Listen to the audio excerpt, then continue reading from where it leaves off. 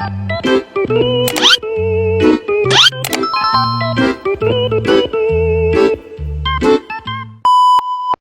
na naman ito. Ibebenta mo to?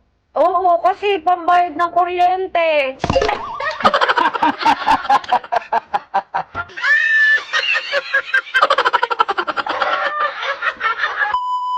Remember?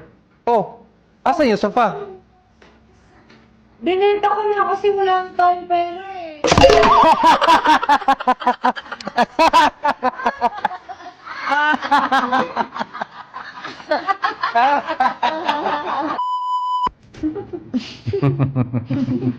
Look!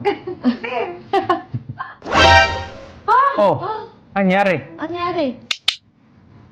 Naputulan tayo ng ilaw.